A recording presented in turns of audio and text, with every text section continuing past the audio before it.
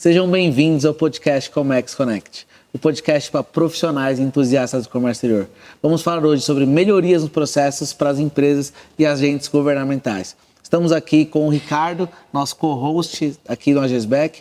Eu sou o Thiago Martins, temos dois convidados muito especiais. Lucas Sanches, que é coordenador do Procomex e gerente de produtos da WiseTech, e o Paulo Medeiros, que é consultor do Procomex e especialista em comércio exterior e processos aduaneiros. Sejam bem-vindos. Obrigado. Falar um pouquinho de mim, né? Eu trabalho como consultor no Procomex. O meu background é mais em agências marítimas e armadores, né? Trabalhei praticamente a vida toda nesse mercado e hoje faço consultoria não só para o Procomex, como também de forma independente. Legal. Lucas? Perfeito. Eu sou Lucas Sanches, sou gerente de produtos da WiseTech no Brasil e para a América Latina, focado na parte de desembaraço aduaneiro, soluções para desembaraço aduaneiro na América Latina, e atuo como consultor e coordenador técnico do Procomex na parte de coordenação das reuniões do grupo de sistemas, reunião do grupo de testes do INPE que a gente está fazendo agora. Tenho um background não da área de Comex em si, eu comecei na área de administração de empresas geral, trabalhei em locadora de veículos, já estive aqui nesse ambiente com uma locadora de veículos há um monte de tempo atrás, não vou dizer a quantidade para não denunciar a idade. Mas depois trabalhei na Schenker do Brasil por 8 anos, da Schenker fui para a Bysoft, a Bysoft foi adquirida pela WiseTech e hoje eu sou gerente de produtos da WiseTech e sempre tive muita relação com o governo desde a época da Schenker, agora na WiseTech, e isso traz um monte de vantagens para a gente na hora de criar as soluções que a gente tem dentro da empresa. Muito legal. Você vê aqui como a comunidade se aglutina, né? Sim. Nós estávamos aqui batendo papo no offline aqui, não, mas eu já tive aqui nesse armazém. E a gente fez questão de hoje mudar um pouco o ambiente. Esse aqui é um armazém voltado para a Anvisa, então o piso dele é diferente, a estrutura é diferente. E no final, sem saber, você já esteve aqui por outras razões, fazendo outras coisas. Que legal, muito bem, um prazer receber vocês aqui. Obrigado. E fala um pouquinho para a gente aqui do Instituto Procomex, esse papel que foi desenvolvido no Procomex, entre os parceiros e a entidade pública. Eu acho que é legal entender inicialmente o que é o Procomex, né? O nome é conhecido, mas talvez a história não, né? O Procomex é uma iniciativa bastante pioneira do Brasil, tanto do grupo privado quanto da iniciativa pública brasileira, de dar acesso e participar de uma comunidade que se integra para pensar o melhor comércio exterior do Brasil e pensar como a gente vai resolver isso em conjunto. A gente sempre teve uma visão da iniciativa pública e dos órgãos públicos, a Receita Federal e todos os órgãos, como uma visão de polícia, né? E o que o Procomex consegue fazer é trazer essas pessoas para a mesa, abrir um espaço de diálogo que é de confiança mútua, em que a gente começa confiando um no outro. E isso tem trazido, ao longo de todo o tempo que o Procomex vem atuando, tem trazido muitos resultados positivos. A implementação da DUI é um resultado muito claro e positivo disso. Agora, o processo de implementação da DUIMP, com todas as etapas que são necessárias, por ser mais complexo, também demonstra a capacidade da gente de fazer isso junto e fazer melhor. Isso é visto no mundo como algo que nunca aconteceu. Você vai em outros países, é muito comum que a entidade privada esteja de um lado e o público esteja do outro, e eles não se conversam a menos que haja uma inspeção física de uma mercadoria, e nesse momento é uma operação de polícia, né, sobre aquela carga. E o que a gente faz aqui é tirar essa camada de inspeção e de o agente público contra o agente privado e sentar na mesa para discutir como a gente vai fazer melhor para ambos os lados. E isso é desafiador, né? É só acrescentar que esse trabalho de facilitação, né, de diálogo entre o setor público e o privado, na ponta lá, vai gerar mais emprego, motivar mais a economia, porque parece muito vago assim, né, melhorar o processo, e tal, mas na verdade o John, nosso diretor lá executivo, ele sempre fala isso, né? No final, o que a gente quer? Reduzir pobreza, gerar emprego, motivar a economia, não só no Brasil, né? Então esse também por trás, né, lá no final motivação. A ideia é essa. Sim. Tem algum estudo talvez que vocês já consigam falar por conta desses processos, talvez até o da DUIMP, da DUI, o quanto isso já impactou no comércio exterior, enquanto isso reduziu em custos, o quanto isso, né, trouxe de melhorias em dias, né, em prazo pelo menos assim, números que vêm de memória, assim, importação. A gente chegou a ter média de 14 dias para liberar a carga de importação. Hoje estamos em 8, 9. Uau. Então já melhorou muito e estamos falando 50%. Sim. E na exportação a mesma coisa. O tempo que uma carga levava para embarcar era coisa de 6 dias, 7 dias. Hoje estamos falando de 3, 4 dias. Então são benefícios palpáveis mesmo, porque dia de carga parada no porto é dinheiro. É dinheiro. Não, e a racionalização também da entrada de informações. A DUI trouxe isso muito, né? A gente falava na DUI de um universo, eu vou falar aqui de cabeça também, mas de um universo de mais ou menos 99 campos que eram digitados para se fazer uma DSE ou uma DE, e a gente reduziu isso por volta de 33 campos na implementação da DUI. E isso traz, para quem opera a carga de exportação, traz 2 benefícios, né? Um é simplificar o processo e o segundo é dar clareza para quem vai operar do que ele tem que informar no processo. Além da integração bastante inteligente do processo de pautar a DUI na nota fiscal eletrônica de exportação. Isso traz uma economia de entrada de dados absurda e esse é o tipo de coisa que só nasce quando a gente participa junto da discussão, quando a gente coloca tanto o setor público quanto o setor privado e discute, fala assim, tá, como que eu vou achar caminhos para que essas coisas se integrem de uma informação que já existe. E isso é uma evidência clara, não do trabalho do Procomex, que seria um tanto quanto pedante dizer que o Procomex criou isso. Não, a capacidade da gente trabalhar junto criou isso. E isso é uma entrega do todo, do Procomex e do setor público. Né? Na parte do Procomex, eu participei algumas vezes daquela forma mais manual. Reunião de mapeamento. Lá no CNI, em que a gente colocava um papel pardo por toda a parede, post-it, né? E uma das coisas que até em outro momento com o Lucas, né, na empresa Bysoft, ele fez lá pra gente um processo, né? O ponto era, qual é a melhor prática possível, porque assim, a gente mapeou o as-is, né? Mapeou como é hoje. Qual que é a melhor prática possível para ele ir? Qual é a melhor prática possível para inserir dados? Né? E teve uma discussão que eu até acho relevante, né? Tinha uma pessoa do sindicato do despachante e ele era assim, muito enérgico, né? Falando, não, o despachante tem que ser presente. E aí a gente estava discutindo a obrigatoriedade do despachante estar presente numa conferência ou o fiel depositário ou o armazém fazer na ausência do despachante. Né? E aí ele falou, não, isso tem que ser obrigado, isso não pode mudar, porque você está contra a classe. Eu falei, acho que aqui a gente não está defendendo a classe. Aqui a gente está defendendo o processo de importação e a melhor prática para o Brasil. Né? O que é o melhor para o Brasil? Não é melhor para mim. Talvez o melhor para o Brasil, talvez o melhor para as empresas, não seja o melhor para mim. E lá eu fui enfático em falar. E até ela falou, não, mas eu vou falar lá com seu pai, e é isso, e você está errado, e que como que você vai, né, contra o despachante aduaneiro? Eu falei, eu estou indo a favor do processo. E o despachante aduaneiro que é bom, ele vai dar tanto valor ao processo que ele vai estar presente. Agora, o despachante que é negligente e que não estiver presente, aí ele vai perder o cliente. E tá tudo bem. Né? Eu acho que o foco é você pensar no processo como um todo. Acho que um bom exemplo disso e aí eu gosto de analogias porque elas trazem, para quem não entende no todo do que a gente faz, trazem isso para um ambiente mais palpável. Se a gente pega, por exemplo, o cenário do Uber, né? O Uber parece uma inovação absurda. Você fala assim, nossa, o Uber, porque eu chamo um carro, ele vem, eu chamo pelo aplicativo. Se você olha o universo onde o Uber nasceu, o táxi tinha toda a capacidade de fazer o que o Uber fez.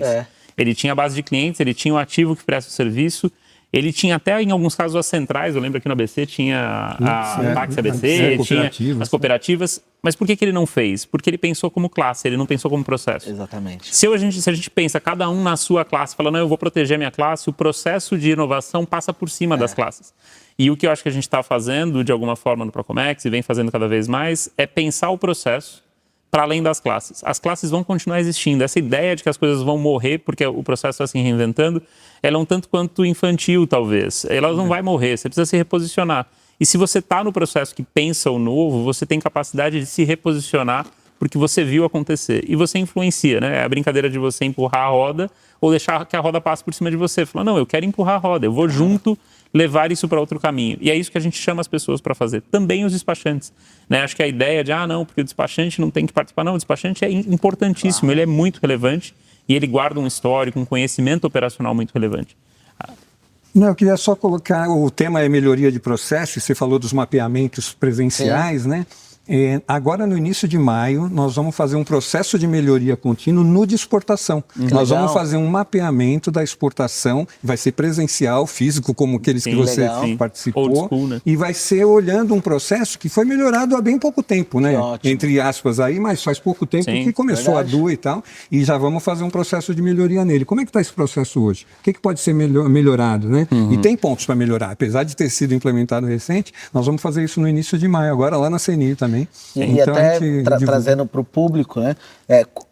como que é para participar desse mapeamento? Isso é aberto? Isso é para mantenedor? Como se tornar mantenedor? Se vocês puderem abrir um pouco disso, eu acho que também é legal. Não, o mapeamento é aberto. Na verdade, nós temos um mailing, né? A gente divulga para o nosso mailing e é aberto. Normalmente é aberto. As primeiras reuniões são só o setor privado, para o setor privado ficar à vontade de criticar o processo.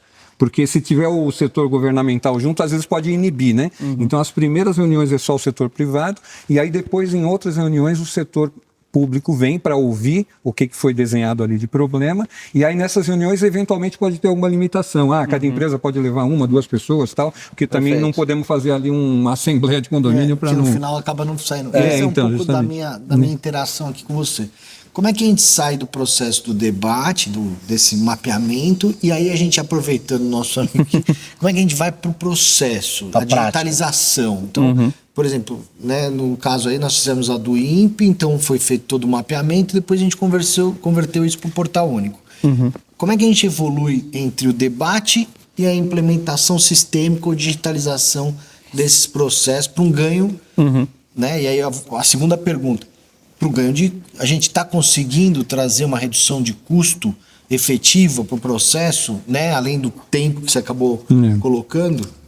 Normalmente no processo de mapeamento do Procomex, a gente identifica os pontos de gargalo, e no as-is é muito comum que você identifique as dores do processo, né? A gente chama de dores, gargalos. A gente normalmente não usa o termo problema. Oportunidade de melhora. Se a gente fala que isso é o problema, a gente já traz isso para um lado negativo, né? Então é onde a gente tem a oportunidade de fazer isso melhor. Essas oportunidades de melhora, quando a gente olha no processo de exportação ou de importação também, elas são endereçadas a quem de direito. Então, olha, se eu estou falando de algo meramente do setor privado, a gente vai endereçar isso ao setor privado para que ele ache uma solução e o governo vai pegar os dele para tomar uma solução. O caso da do INPE e até o caso do CCT, por exemplo, aéreo, é um bom exemplo, né?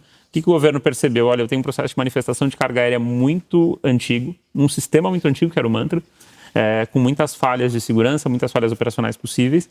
E o governo não foi criar uma jabuticaba brasileira, ele foi no mundo e falou assim, o que se faz para isso no mundo?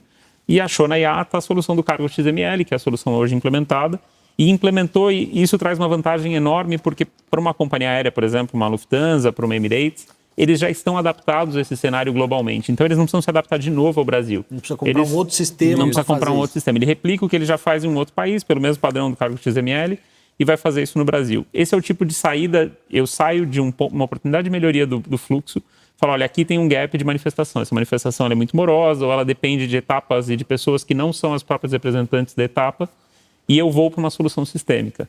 Eu acho que o que a gente está vendo agora na do INPE é a mesma coisa. Há um processo de racionalização, que é quem é o dono da informação, entra com essa informação e só uma vez. Isso é muito importante, o processo de DI ele é muito consequente de informações que eu já coloquei antes, que eu estou recolocando. Então, você faz LI, põe uma descrição na LI. Você vai fazer a do INPE, você põe a mesma descrição depois na DI. Faz uma vinculação de um item com outro, mas você repetiu a descrição. E essa repetição, ela custa mais para fazer, ela te dá um espaço para erro muito maior. E o que o governo está fazendo agora é separar as caixinhas, né? Então, eu tenho um catálogo de produtos, que só vai lidar com produtos. Eu tenho a LPCO, que vai lidar com todo o licenciamento prévio. Eu tenho a do INPE, que vai oficializar a entrada da mercadoria no Brasil, com seus regimes, com seus processos. E eu tenho o CCT gerenciando a carga. Essa compartimentalização é muito importante do ponto de vista de sistemas, porque garante que eu consiga fazer sistemas especializados para cada uma das coisas. Então, hoje, quando você olha para o governo, você tem gestores de cada um dos módulos. Você consegue identificar nas reuniões que a gente lidera do grupo de sistemas, olha, o CCT vai entrar uma pessoa do governo que só fala de CCT. Ela não conhece a do INPE, ela não é especialista na do INPE, ela é especialista no CCT. Quando o debate é sobre CCT, é com ela que eu vou falar. E do lado empresarial é a mesma coisa, a gente consegue começar a dar isso a quem de direito. A carga é do agente de carga. O despachante não precisa ser um conhecedor amplo da carga. Isso tira uma inteligência que o despachante precisa ter, mas ele deixa com que ele foque em coisas mais relevantes com mais tempo, né? Para as ferramentas. Para as ferramentas. Como é que isso se dá, né, que o Lucas está falando? A gente faz esse mapa as-is, identifica as oportunidades de melhora, aí a gente vai para o to be, que é sugestões de como corrigir aquela oportunidade de melhora. No final, isso se transforma num relatório. Um relatório que vai apontar basicamente 3 eixos a gente trabalha. Ou uma mudança de procedimento, ou uma mudança de sistema, ou eventualmente uma mudança até de legislação. Então a gente vai elencar essas soluções, ela envolve sistema, envolve procedimento, envolve lei, e faz um relatório e esse relatório é entregue na mão do governo. O governo pega esse relatório debaixo do braço e vai trabalhar então nessa solução. Ele vai fazer exatamente o que a gente falou? Não. Mas aí uma inspiração e aí ele vai trabalhar em cima disso. E aí surgiu o DU e tal. Como que é o retorno disso? Existe um processo de eles formalizarem a resposta de cada ponto ou não necessariamente? Não necessariamente, porque eles podem não seguir exatamente aquilo que a gente sugeriu, né? A gente sugere, a gente viu muita coisa acontecer como a gente sugeriu, outras parecidas e tal, mas tem algumas que podem não sugerir. Eles podem resolver 5 ou 6 pontos, mudando a forma como tudo aquilo é feito, e aí a gente não vai acompanhar isso tão pontualmente. A gente faz diferente no grupo de sistemas, por exemplo. Aí, como o grupo de sistemas, que já é uma reunião constante, aí é um ponto importante, ela é fechada para mantenedores. Isso é importante dizer. E por que ela é fechada para mantenedores? Porque ali é um palco em que a gente vai discutir com o governo um grupo de itens muito resumido, que tem que ser a representação daquele grupo que está ali. Não é um lugar para a gente ir lá e reclamar de um chamado que eu abri no CERP e não foi atendido. Não é esse o foco. O foco é endereçar pontos que vão suportar a implementação da DWIMP no tempo. E aí, esse grupo que é mais restrito, a gente tem uma pauta e essa pauta é acompanhada. Na próxima reunião, a gente vai acompanhar os itens da pauta anterior. E a gente tem tido muito sucesso na resolução de problemas por ali. Porque a gente ouve o setor privado, a gente qualifica essa escuta do setor privado, compartilha com os demais, porque às vezes é um ponto muito específico de uma empresa. Quando isso está qualificado, a gente inclui isso na pauta. E aí tem um trabalho meu, a Márcia Scheffler, que participa com a gente e que coordena esse grupo, né? A gente faz um par ali, eu coordeno a parte técnica, ela coordena a parte política. O que a gente tem de premissa é o seguinte: a gente não vai ali para brigar com ninguém. A gente vai ali para expor o desafio e para buscar uma solução. Essa exposição do desafio acho que é o mais relevante.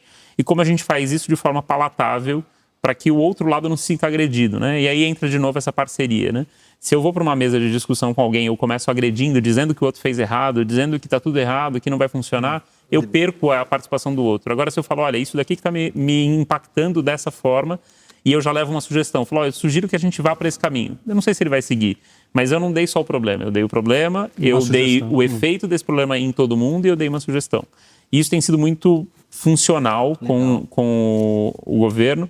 E a gente vê isso pelo engajamento do governo. A gente chega a ter reuniões com 5, 10, 15 participantes do lado do governo.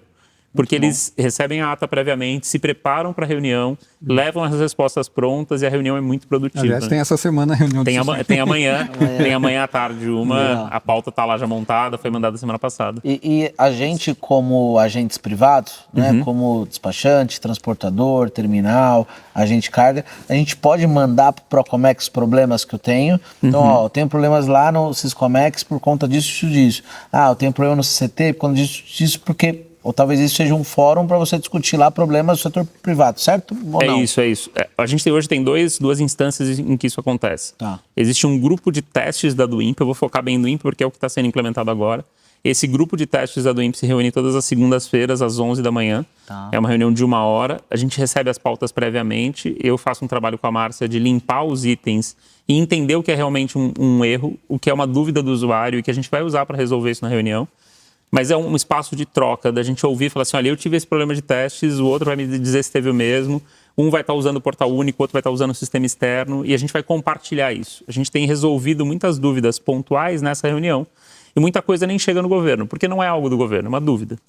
Por outro lado, algumas vezes a gente acha um erro muito grave ali, algo muito crítico de ser reportado para o governo, a gente reporta isso já automaticamente para o SERPRO, ou para a Receita Federal, para quem é de direito, e depois isso pode virar um item da pauta, e isso é importante. Além disso, e o que não é técnico, pode ser endereçado para o grupo de sistemas, o que tem mais uma visão sistêmica do processo do que técnica de testes. Pô, legal. Então acho que a gente vai mandando para vocês, né? E vocês vão avaliar, filtrar com você, a Márcia, né?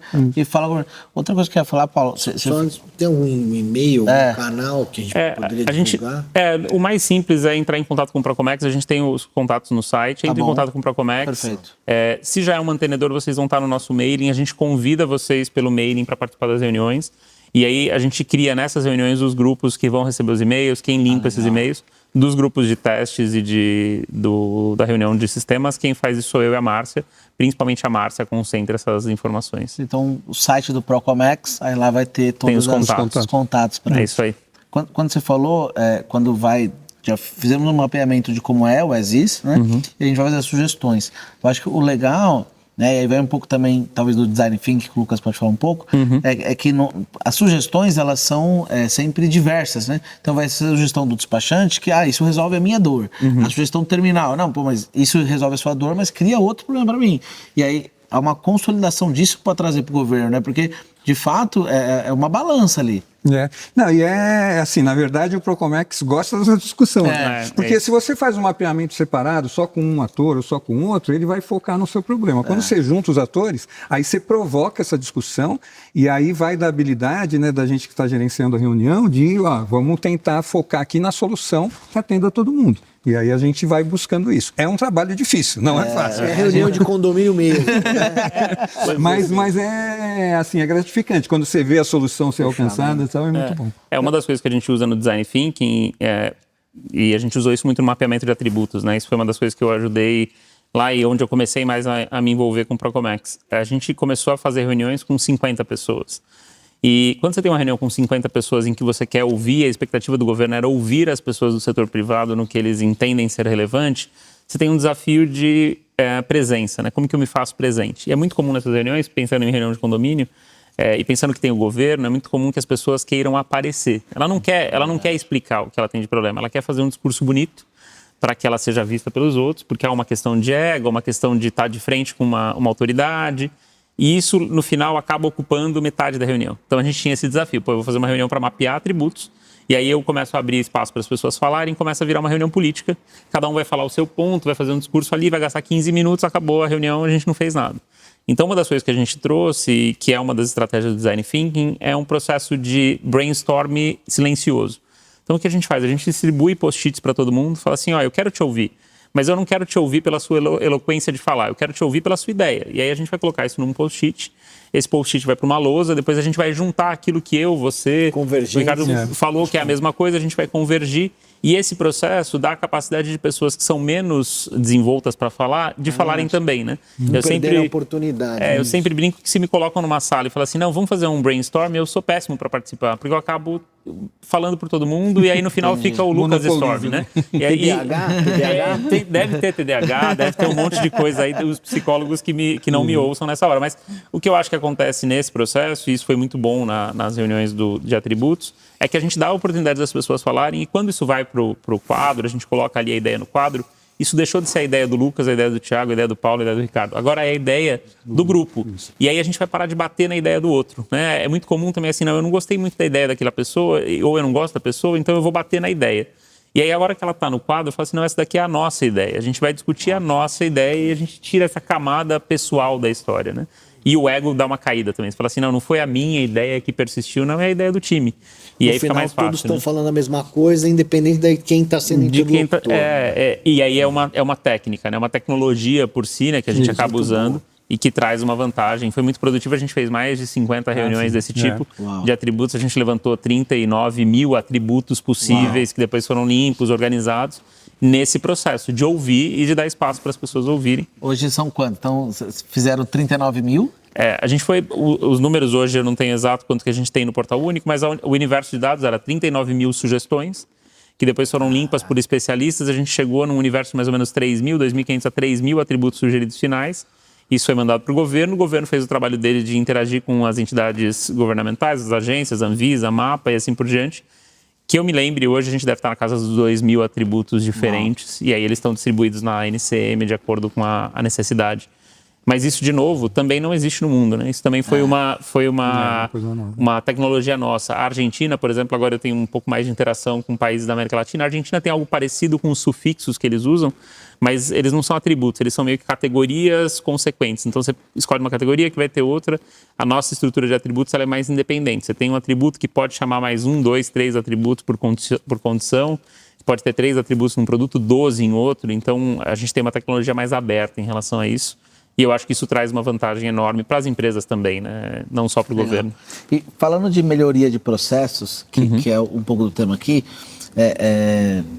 eu acho ótimo a tecnologia Design Thinking. É uma tecnologia que você vai trazer, vários agentes, né, da empresa como um todo, tentando trazer para o setor privado. E aí você vai resolver um problema. Mas assim, o que eu vejo na prática eu tentei implementar isso algumas vezes e ninguém tem tempo. E ninguém aplica na prática. E aí você tem problema de quórum. E aí na hora de... Você conseguiu aplicar isso bem, tanto na Wise quanto em outras empresas, né, que você tem, né, contato disso? Como você vê isso? E uma dica para a gente melhorar processos nas nossas empresas. Eu pedi para falar sobre isso aí porque me veio na hora, assim. Eu trabalhei na Maersk, né? Eu trabalhei muitos anos na Maersk, fui gerente lá de documentação, que incluía tanto exportação, importação e prontificação de carga. A Maersk tem um departamento de processo. E aí, se você for ter um departamento à parte, tiver que fazer uma reunião à parte para fazer isso, acontece isso que você está falando. Então, o que eu vi acontecer lá? Você dá formação para o time e coloca na rotina do time essa busca de melhoria. Ótimo. Então, isso a gente fez acontecer lá em cima de estatística. Então, o dia a dia da equipe estava focado em quê? Vamos ver os números aqui do nosso departamento. Tinha gráfico lá, ou em tela, ou na parede mesmo. Aí vamos ver esses números. Pô, teve um desvio aqui no processo aqui. Vamos analisar aqui e vamos buscar qual é a causa, qual é a melhoria que precisa, tal. Tem que estar na rotina do time. Eu estou dando a minha experiência. Agora passa a tua. Não, mas eu acho que é válido. E no final, eu acho que o principal da palavra aí é o thinking, né? Isso não pode ser uma atividade pontual que eu reúno todo mundo e falo, agora vamos pensar o design. Se isso é assim, é só nesse momento, isso desengaja as pessoas. Porque elas vão para aquele momento, aquilo ali parece um evento, parece eu tenho uma formatura. Na formatura todo mundo se veste bem, todo mundo come mais do que deveria, bebe mais do que deveria, mas depois é outra pessoa. Então você fala, não, tinha uma pessoa naquele dia, naquela hora, agora na vida real ela é outra pessoa. Isso tem que estar dentro do processo da pessoa, né? Então, não só no Procomex, mas na WiseTech a gente tem o que a gente chama de Black Belt in Thinking, né? Então, é um processo de treinamento das pessoas para que elas pensem a inovação e o desafio que elas têm pela frente a todo momento por via do design, né? Então, assim, olha, como que eu faço a solução desse problema não do modo mais simples, e sim do modo efetivo e mais efetivo. E isso tem que ser no dia a dia, todos os dias. Porque depois, quando eu convido as pessoas para fazer isso, não é nada novo. Não é uma inovação. É um momento que eu estou fazendo aquilo agora em conjunto que eu já faço no meu dia a dia na prática, né?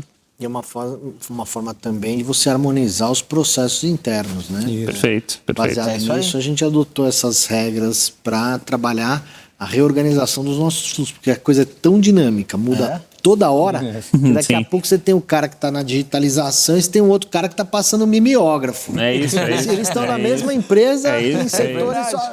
A mensagem chegou muito bem para mas para o outro que está lá no fundo não chegou. Até a gente já tive algumas discussões dessa com o Thiago em outros fóruns, principalmente falando de sistemas, mas é muito comum a gente vender, eu vou ter aqui uma solução high-end de inovação, e aí você entrega isso para o usuário, ele está lá usando o ChatGPT para conferir a mensagem dele em inglês, reescrever a mensagem dele em inglês para ir perfeito na ortografia, e do outro lado ele está olhando para a tela do sistema e copiando o dado na unha no Excel. Aí você fala assim, cara, isso daqui é tão antigo quanto escrever na pedra. Entre o ChatGPT e você copiar o dado do Excel para uma tela, ou uma tela do sistema para o Excel, é o mesmo nível de disparidade tecnológica que a gente está vendo aqui. E acho que o desafio nisso é fazer as pessoas pensarem antes de agirem, né? É muito comum que você fale para alguém e fale assim, resolve aquele problema. A pessoa não pensa, ela sai resolvendo do jeito que ela sempre resolveu. E aí eu brinco que a gente tem uma estratégia que assim, normalmente a gente tem uma ferramenta mais adequada a nós, né? Fala assim, não, eu sou o cara do martelo. Fala assim, então tudo que eu ver na frente vai ser prego. Porque eu sou o cara do martelo. Eu não vou usar a melhor ferramenta. Eu não vou pensar, não, aqui eu tenho um parafuso, ali eu tenho uma porca. Não. Pô, com o martelo eu tiro porca, eu coloco parafuso, eu faço o que eu quiser, porque martelo é minha ferramenta preferida. Eu acho que a gente tem que começar a trabalhar com o que a gente chama de uma caixa de ferramentas. Eu vou olhar para aquela situação e falar assim, não, que item da minha caixa de ferramentas melhor se adequa a isso, né? E isso não pode ser, não, agora eu descobri que esse martelo prega aquele prego perfeitamente. Eu nunca mais vou revisar. Processos, eles ficam desatualizados assim que eles terminam de ser revisados, né? O que o Paulo falou, não, a gente vai revisar a exportação e parece algo de outro mundo enquanto eu ainda estou implementando a do INPE. Não, essa é a premissa. Porque eu fui lá, implementei, deu certo, ele já está desatualizado. Porque as pessoas vão mudar, vão fazer um pouquinho diferente e isso precisa ser revisado com mais frequência, né? E isso é o importante da melhoria contínua. Não deveria parar, né? Não, eu já revisei, está pronto, está feito. Não está feito. Vamos de novo. Isso tem que ser um ciclo, tem que ser feito periodicamente, senão a gente fica para trás. Né? É um pouco do PDCA também, né? Isso aí, um pouco do PDCA, a base do PDCA, né? Aproveitando o Thiago Barbosa, né, que esteve aqui com a gente, ele falou que o maior legado do INPE não é o sistema. Não. É essa cadeia de de radiação por processos e de atualidade, porque o sistema vai estar desatualizado. Sim. Terminou de colocar ele no ar, ele já vai estar desatualizado. É isso. Mas a formatação de comunicação que a gente tem... Eu acho que a comunidade que se criou para discutir isso é talvez o mais valioso, porque a gente está fazendo agora para exportação, a gente vai fazer para importação provavelmente 2 ou 3 anos depois de implementado o INPE. Porque, querendo ou não, a do INPE está em implementação há 5 anos. Então, assim, ela está agora refletindo exatamente a operação mais prática e mais otimizada da vida real? Provavelmente não. Mas ela precisa ser implementada. Também não dá para a gente falar assim, não, eu continuo sempre revisando, eu nunca implemento, nunca acaba. Implementa, põe no ar e começa um processo de revisão logo depois, porque ela vai ser útil como operação, né? O que eu acho que é desafiador nisso é que as pessoas têm que pensar que isso não é um trabalho pontual. Né? Eu não vou trabalhar nisso e vai acabar e eu vou voltar para minha vida prática ou minha vida normal. Isso é parte da sua vida normal, né? E isso tem que estar introjetado na pessoa. Falar assim, não, isso daqui é o meu trabalho também, né? A brincadeira é assim, você só faz reunião? Não, então, reunião é meu trabalho. Eu brinco isso com meu filho. Eu falo assim, não, pai, você só faz reunião? Eu falo, não, então, meu trabalho é fazer reunião. Quando eu não estou fazendo reunião, eu não estou trabalhando. Estou fazendo outra coisa. Mas meu trabalho é fazer reunião e acho que isso é um jeito de explicar bem, né? Mas eu achei legal ele mencionar o Thiago ter vindo aqui, que é do MDIC, né? Porque mostra que esse tipo de mentalidade não está só no setor privado. Eu mencionei a Maersk aqui, mas dentro do MDIC, dentro da Receita Federal, você tem já essa mentalidade do ágil, né, de fazer a coisa e implementando e melhorando e tal. E isso é muito bom que aconteça. Às vezes as pessoas tendem a olhar o governo como algo meio engessado, atrasado, isso, mas não é, na verdade não é. E talvez seja essa a indução e relevância que a gente começa a ter em outros países. Ele citou, né, no nosso podcast aí, você acompanha, ele citou o quanto ele já está sendo, o Brasil está sendo chamado para fóruns na OMA, dessa proação. Né? No evento do Procomex esse ano, a gente estava acompanhando lá também, o Procomex essa ferramenta já está difundida a outros países. Né? E aproveitando que reunião vai ser o nosso novo trabalho, me ajuda a entender, até para o nosso público poder entender também, quais são essas novas tecnologias. Porque, como você bem colocou, eu estou acostumado com o martelo. Mas, cara, hoje tem a parafusadeira. Você já não precisa do martelo. E nem fazer força. É isso aí. Então, entre a base do que a gente está acostumado a ser reativo, você colocou muito bem, faz parte da nossa cultura. Vai lá e resolve. O cara sai com a enxada nas costas e vai para dar enxadada e uma minhoca. É isso aí. Quais são essas novas tendências tecnológicas que a gente está cada hora falando? Então, né, ali no bastidor a gente estava falando um pouquinho de blockchain, né? Você estava passando um pouquinho. Traz esse debate que a gente estava ali no offline aqui para nossa condição. E agora o ChatGPT virou. Então, assim, traz um pouco dessa visão de tecnologia, que tá por vir, tecnologias, para o nosso público entender que ele tem que ir para esse novo ciclo e amadurecer essa ferramenta no dia a dia, né? Que ela está vindo para o dia a dia. Eu acho que o que a gente vê no mercado no final existe um fluxo de inovação constante. Esse fluxo ele é cada vez mais frequente. A gente tinha em TI existia uma lei que se falava que a cada 18 meses a capacidade de processamento de um computador dobraria. Hoje a gente já está muito mais rápido do que isso. Você tem computadores cada vez mais rápidos e mais potentes. Os celulares que a gente usa, talvez alguns estejam nos ouvindo ou nos vendo num celular, eles são normalmente mais potentes do que a maior parte dos computadores que essas mesmas pessoas estão usando nas empresas. Porque o computador tem ali seus 5 anos, 4, 5 anos, e o celular foi do ano passado, então tem mais memória, tem mais processamento. E o que a gente tem visto é que existe um medo de algumas tecnologias e uma adoção muito rápida de outras. Então, por exemplo, o ChatGPT foi facilmente adotado por todo mundo porque ele é uma linguagem natural. Você entra lá e escreve, ele te responde, parece que você está conversando com alguém e ele é bem adotado. Aí a gente vai para outras tecnologias, até brinquei do blockchain, né? Há uns 3, 4 anos atrás, eu sempre ouvia falar assim, mas o que a gente vai fazer com blockchain? E eu sempre falava, nada, né? A gente não vai fazer nada porque a gente não faz nada com a tecnologia. A gente acha um problema e resolve esse problema por meio de tecnologia. A tecnologia é dessas ferramentas na minha caixa de ferramentas. Eu não faço assim, olha, eu vou ali construir uma casa porque eu tenho um martelo.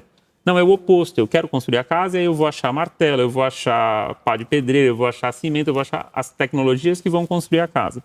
Eu acho que o que a gente está vendo agora, pensando no nosso cenário de importação e no nosso cenário de comércio exterior, é uma incidência muito grande de digitalização. Isso é uma tendência que a gente não consegue mais vencer. Então, aquele cenário de despachante que trabalhava com pilhas de papel, eu lembro de entrar no setor de desembaraço onde eu trabalhava e você chegava ali às 3 da tarde, parecia que não trabalhava ninguém. Porque tinha tanta pilha de papel que as pessoas estavam escondidas atrás da pilha de papel. Quando dava 5 da tarde, as pessoas se saíam de trás das pilhas de papel e iam embora, mas as pilhas estavam lá, eram invoices, BLs que estavam lá. Você chega hoje numa área de desembaraço mais moderna, você não vê papel. Elas estão operando com documentos digitais. E isso é uma digitalização relevante e importante, porque isso reduz custo, isso reduz risco. E a pandemia acelerou tudo isso muito rápido. Eu lembro que um pouco antes da pandemia era assim, não, como que eu vou trabalhar da minha casa? Deu a pandemia, todo mundo achou um jeito de trabalhar de casa. Mas e o papel? Digitaliza, põe lá num drive, achou uma nuvem e funcionou. Eu acho que isso é irreversível. A gente tem que conviver com isso e usar isso como ferramenta. Depois a gente vai para outro universo, que é a parte de inteligência artificial, que eu acho que a gente não pode fechar o olho para isso, né? O que a gente precisa entender o que ela é, né? E acho que é muito difícil para a maior parte das pessoas entender o que é inteligência artificial. O que a gente mais vê agora, o ChatGPT e outras desse tipo, o Llama, o DeepSeek, que ficou muito falado agora, eles são, no final, geradores de texto. Ele é um gerador inteligente de texto por estatística. Então, ele cria uma lista enorme de palavras que ele leu e ele fala, agora, dado que você me perguntou, a próxima palavra que eu vou escrever é essa, e a próxima é essa, e a próxima é essa, e o texto sai muito bem escrito. Mas ele não pensou, não tem inteligência e pensamento humano como a gente faz e atrás daquilo. Aquilo é texto, texto puro. Mas a gente não pode ignorar isso. Isso tem uma vantagem enorme. A gente já vem ouvindo agora bastante sobre agentes de IA, né? Que são pequenos serviços de IA que você pode usar no seu celular, no seu computador, que vão fazer situações e tarefas que você fazia manualmente. Então, num despachante, por exemplo, é muito comum que o cliente ligue para o despachante, ou mande um e-mail para o despachante, ou mande uma mensagem para o despachante, perguntando como está a minha carga. Isso acontece no dia a dia, deve estar acontecendo agora em milhões de lugares. Como que eu sei como está a minha carga? Eu olho no sistema, acho onde está a informação da minha carga e aviso o cliente. Um agente de IA básico, já disponível, pode fazer isso. Então, isso é importante que as pessoas que estão nos ouvindo saibam. Se você é a pessoa que faz essa resposta ao cliente, comece a entender como que você vai fazer outra coisa. Porque esse agente de IA vai fazer o que você faz hoje. O que você vai fazer? Você vai programar o agente de IA para fazer isso? Você vai trabalhar nos dados? Você vai garantir que a informação está correta lá dentro? Alguma outra coisa você vai fazer. E depois a gente vai para um outro universo que eu acho que é interessante, que são as tecnologias que a gente não vê acontecendo, mas que estão aí acontecendo a todo dia. E aí entra, por exemplo, blockchain, entram N outras tecnologias que a gente falaria que são de infraestrutura, que estão abaixo do usuário e que estão acontecendo, mas elas não podem ser uma panaceia. Não pode ser assim, olha, eu preciso implementar isso agora. Não, eu preciso achar um problema, eu preciso resolver um problema com tecnologia. E aí, a hora que eu tenho um problema real, e é interessante que o pessoal de operações, que vive o problema, saiba esclarecer o que ele sofre. Falar assim, me conta a sua dor. Não me conta como você quer resolver, porque talvez eu saiba melhor resolver você do que você, se você me contar bem a sua dor, né? É igual a gente que chega no médico e fala assim, não, eu tô com urticária. Eu falo assim, cara, você não é médico, deixa que eu faço o meu trabalho. Você me conta o seu sintoma e eu vou te dizer o que você tem, eu vou te dar o remédio. É um pouco isso. Né? Você que opera, me diz o que você sofre, eu que crio o sistema, vou achar uma solução que pode ser inovadora ou pode ser básica. Por vezes ela é só básica, é só dar acesso à informação e ela resolve um monte de problemas. E tirar a pessoa da zona de conforto. E tirar a pessoa da zona de conforto, né? É isso aí. Deixa eu entrar nessa da nova tecnologia aí, porque teve dois ganchos aí, nova tecnologia, e teve um momento aqui que a gente falou de endereçar para o setor público um relatório com os problemas, e aí ele falou, tem problema entre os privados, né? Foi mencionado aqui. Esses trabalhos de mapeamento a gente não fez só para a DU e do INPE, teve vários outros projetos, né? Tem em outros países, como você mencionou, mas um dos trabalhos que a gente fez foi um trabalho chamado PCS, Port Community System. É um sistema comunitário portuário, vamos dizer assim, traduzindo ao pé da letra. E lá, nesse momento que a gente fez esse mapeamento, lá atrás, surgiu muito problema que era do setor privado, que não era com o setor público. Então, se você pensar algumas etapas do processo de exportação ou de importação, não envolve o setor público. Envolve ir numa agência marítima, envolve despachante, envolve o transportador, envolve o terminal, que é privado. E o governo não está ali. E mesmo ali, entre esses atores, tem muita burocracia, tem problema, tem demora e tem coisa para melhorar. Isso foi identificado lá nesse mapeamento. E qual era a ideia do projeto que ainda não foi, de fato, implementado no Brasil? É muito comum na Europa, na Ásia, tem muitos países que têm Port Community System em cada porto. E hoje até já se extrapola, não é só porto, né? A gente até fala em hoje um cargo community system, que pode ser aéreo, mas é você ter os atores privados compartilhando. Isso nós falamos lá no evento, né? Que é o último que a gente teve. Os atores privados percebendo que eles podem compartilhar dados e ganhar produtividade com isso. E isso é uma etapa que a gente ainda não chegou. Aí eu estou pensando em nova tecnologia, não só como sistema, mas como também como procedimento e maturidade da comunidade. De trabalhar com esses dados. Isso. Não sei se o Lucas quer acrescentar alguma coisa. E o PCS como tecnologia, ele tem mais de 20 anos.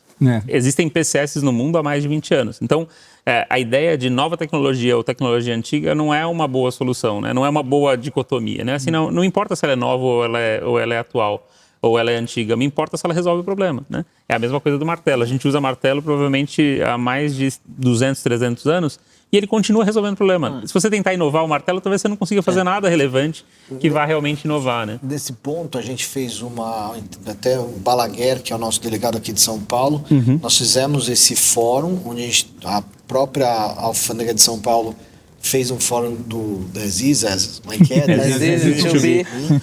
e já um pouco nessa cadeia de motivação, porque você vai usando exemplos, a ferramenta vai... Trânsito, né? Do trânsito, foi fantástico. Trânsito, por quê? Porque a gente estava com o Porto, estava com os terminais alfandegados de zona secundária, com a Receita Federal que está no meio dos dois, e fica aquela briga entre quem quer tirar a carga para desobstruir o porto e o porto que tem uma série de obrigações e está olhando só pelo ângulo dele. E foi fantástico o debate, fizemos lá o mapa, tenho certeza o Balaguer está com essa pauta aí, ele está trazendo isso e as melhorias são já propostas para... E às vezes é uma mudançazinha de uma frase. É um procedimento, uma aquilo normativa. Pode ser um... Desobstrui a obrigação de quem está com obrigação na zona primária, solta o fluxo para um outro, e a Receita que está no meio sendo pressionada pelos dois também entende o processo e entende que aquilo é muito mais tranquilo para colocar no jogo, né? Mas, não, eu acho que é isso também, por exemplo, lá em Santos. Aí você pega em Santos, aí você vai para um terminal e aí você tem que mandar X dados. Você vai mandar 5, 10, 20 dados. Ó, digita aqui. Cara, mas já tá na DI, já tá nos Comex. Você quer que eu digite no seu sistema todos os dados de novo? Quero. Aí o outro, não, só manda e-mail. Aí o outro só manda e-mail. Então, eu acho que talvez o que vocês falaram do Port Community System talvez seja um pouco disso, né? Isso. Cara, da gente ter algo, até no setor privado, mais padronizado, cara, que vai facilitar para todos, para ambos. Né? Porque, de fato, assim, a gente sente e o cliente reclama. E tá parece todo que mundo... a gente não sabe fazer o básico. Só que não é, na verdade... E você imagina a tecnologia por trás das pessoas que têm que aprender isso, né? Porque aí você imagina que você tem um cara que está gerenciando, coordenando aquela carga, que ele vai ter que lembrar que naquele porto ele naquele terminal ele entra no site, no outro ele manda e-mail, no outro ele pega um formulário em Excel, preenche os dados e manda pelo WhatsApp. Isso tudo no final ele cria e ele gera o que a gente tanto bate no Brasil, que é a nossa produtividade. A gente tem produtividade baixa, porque a gente, e aí tem toda uma questão econômica, a gente não opera produtos de alta tecnologia no Brasil, a gente não faz produtos de alta tecnologia, mas quando a gente fala de serviços, a nossa produtividade também é baixa porque a gente não tem consolidação de operação. Você fala assim, é a mesma coisa, eu estou solicitando uma janela para retirar ou para entregar carga. Por que eu deveria ter um método num terminal e outro método em outro? E isso deve ser feito, isso deveria ser feito por meio dessa interação entre privados, né? Eu não estou discutindo se eu vou tirar ou não a carga daquele terminal, a carga vai continuar indo para lá. Eu estou só organizando a forma como esse dado vai ser inserido. E aí, puxando aqui a sardinha para o lado do INPE, o que a do INPE fez foi isso. O que o LPCO fez foi isso, né? Você imagina que a gente tinha um cenário de LI, você tinha uma LI capa, que era uma LI padrão, e depois da LI feita, você tinha que peticionar na Anvisa, por exemplo. Aí você tinha lá o peticionamento online da Anvisa. A pessoa que fazia Anvisa, eu lembro de trabalhar assim, você tinha uma pessoa que ela tinha uma capacidade de fazer Anvisa. Se colocasse ela para fazer mapa, ela não sabia fazer mapa. Era o mesmo ajudante de despachante ali, que ele era especializado em Anvisa, ou o cara era especializado em mapa, o outro era especializado em metro, CSEX e assim por diante. E aí hoje você vai para uma LPCO, que é a mesma interface, que os campos vão se rearranjar de acordo com a necessidade, mas você não precisa conhecer o sistema do órgão anuente que está operando aquilo. Você tem uma interface única. E aí você diminui a complexidade. Para quem importa, isso é muito relevante. Muito bom. Você olha para o cara e fala assim, não, quando você precisar fazer um peticionamento para a Anvisa, para o mapa, para o Inmetro ou para o CSEX, é essa tela. Mas o que eu tenho que colocar nessa tela? O que a tela te pedir. mas e se eu errar? Fala, não, a tela já te pediu a informação, é só você inserir. Você quebra essa insegurança, né? A gente, na época dos atributos, a gente já também passou por isso. Para importar químicos hoje ainda em Santos, tem um formulário, um documento do Porto de Santos que fala assim, você precisa me dar essas informações. Eram umas 20, 30 informações que estão ali em ordem. Isso já é uma vantagem enorme, porque essa unidade da Receita Federal falou o que ela esperava receber. Tem N outras que não falam, e aí quando você não entrega, ela vai lá e coloca a sua carga para inspeção ou penaliza, porque você não entregou. Essa oficializou o que é. O que a do INPE faz agora é o seguinte, está tudo oficializado. Os campos que você precisa entregar são os atributos. Mas não são simples. Claro, eles não são simples porque a operação não é simples. Mas você não tem dúvida sobre quais são. São aqueles. Mas eu tenho mais informação. Põe na complementar. Não, eu não tenho essa informação. Vai atrás, esse é o seu trabalho. Mas agora o que colocar está mais claro, né? Eu acho que isso que é um evento claro, uma evidência clara dessa simplificação. Eu tinha N interfaces, tem uma só. E essa interface foi regulada e estruturada e tira essa insegurança, né? Isso. Acho que esse é um bom exemplo. Nós estamos pressionados já, a produção ali já está produção. Vocês escolheram assim, pessoas que falam muito, isso é um problema. Mas deixa eu te falar, o ruim da gente tentar fazer podcast em comércio exterior é que não dá para falar. Não dá para falar pouco, não dá para falar pouco. A gente tem que fazer quinzenal, porque daí o assunto fica mais resumido. Nos últimos 15 dias, o que mudou? A gente faz 2 vezes, mas não, bem nesse ciclo e sintam-se convidados já de Perfeito, obrigado. Para a gente atualizar. Obrigado. Aí, de alguma forma, vou jogar aí uma última pergunta para o Paulo aí.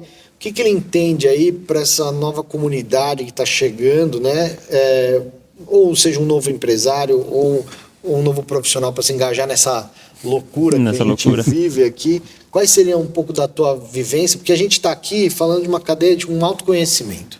Então a gente consegue falar de forma fácil entre nós, mas olhando de cima para baixo, olhando aquela pessoa que hoje não tem uma visão... Né? O Thiago fala muito disso, daquele empresário que vê o comércio exterior, mas se sente tão excluído do ciclo, ou desse profissional que fala, mas o que esses caras estão fazendo? Qual seria aí um pouco da tua... Eu acho que lá no final, a meta é essa aí, trazer o pequeno e o médio empresário para esse mercado de exportação e importação. O Brasil ainda tem uma participação pequena no mercado exterior como um todo.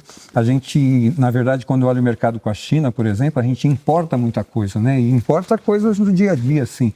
Então, qual é a ideia? Fazer o exportador brasileiro aqui perceber que ele também pode vender para o mercado de fora. Sim. Colocar ele numa plataforma que ele consiga oferecer o produto dele lá para fora. E precisa tirar o jargão, né? Fazer um negócio simples. A gente está trabalhando na facilitação, ainda não é fácil, mas eu acho que o caminho é esse, é trazer o pequeno e o médio para dentro do comércio exterior para ele poder exportar e importar com mais facilidade também. E aí, Ricardo, caminhando um pouco para o final, estamos pressionados.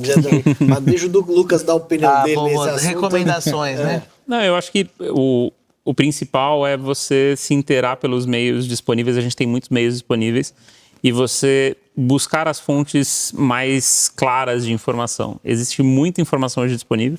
Se você pesquisar do INPE, você vai ver um monte de informações, mas você tem alguns celeiros de informações de qualidade. O governo é uma fonte muito importante, existem manuais feitos, existem documentações técnicas feitas, e aí a gente tem o Procomex como uma fonte relevante, a FIA Aduaneiras é uma fonte relevante, Sindasp é uma fonte relevante. O que eu acho é que a gente tem que ter a capacidade de navegar nesse universo gigante de informações e achar as informações relevantes para a gente montar a nossa estratégia, né?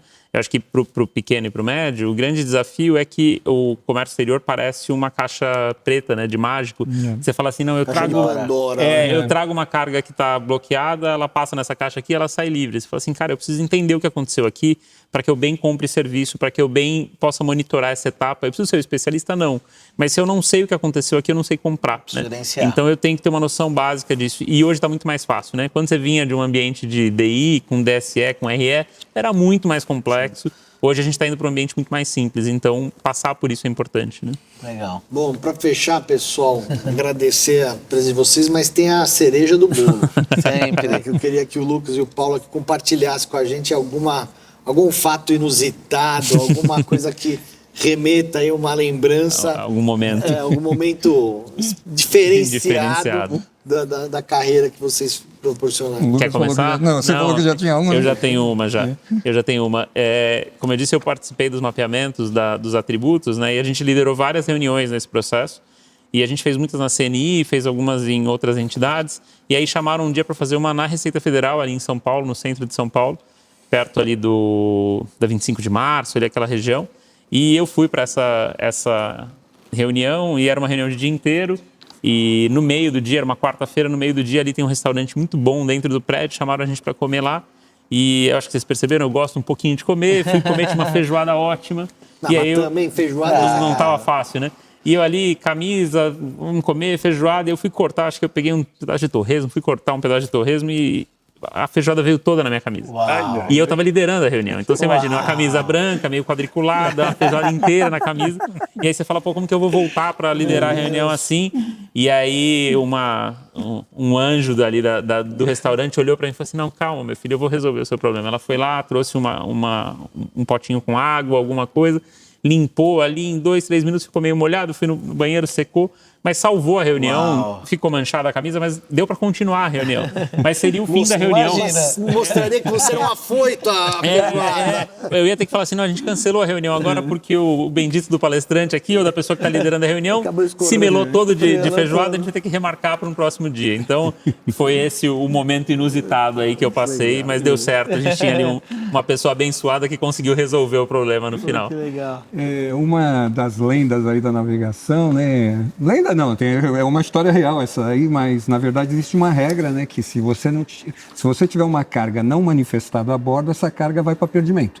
Ela simplesmente cai em perdimento. Uhum. E tem uma história real que a Receita, passando de lancha assim por um navio, viu um iate. Pô, tem um iate ali, né? Pô, legal, esse iate, vamos ver se está manifestado. Não estava manifestado o iate. E por quê? Porque era uma carga geral no meio de um navio de container. A manifestação ia ter que ser feita à mão. Uhum. E como eles fazem o processo todo por IDA, é automático, aquilo que ficou feito para ser à mão não foi feito. Perdimento no iate. Perdeu o iate. Meu Deus do céu. Algum Neymar da vida ficou sem iate. Caramba. Que momento, cara, né? Que momento, né? Você que acabou de perder seu iate. Sabe o que aconteceu. Agora você tem um porquê da Eu acho que é mais fácil ele ter se milado de feijoada igual eu. É mais provável, a feijoada, é mais provável. Que legal. Pô, esses são os momentos que a gente acaba trazendo, que são inusitados, né? Sim. Eu não imaginaria o que você acabou de colocar. Né? Assim, que, pô, você passa ali, a Receita passa do lado do navio e olha para um iate parado lá, carga geral. Mas é isso aí, pessoal. Chegando para o nosso fim, agradecer mais uma vez a presença de vocês aqui, o debate, acho que foi rápido, né? Sim, não, mas foi muito bom. A gente não consegue frear. E deixando aqui o agradecimento a Martins, China Fácil, a Gesbeck. Fechando, vai lá no nosso canal, curte, compartilha. A nossa comunidade precisa dessa divulgação e manter o nosso canal como um canal frequente e de atualização. Como falamos, estamos fechando agora esse canal. Daqui 2 minutos, já está desatualizado. Esquecemos de falar alguma outra coisa. É isso aí. Então, muito obrigado novamente a todos que acompanharam a gente. Se inscreva no canal e compartilhe.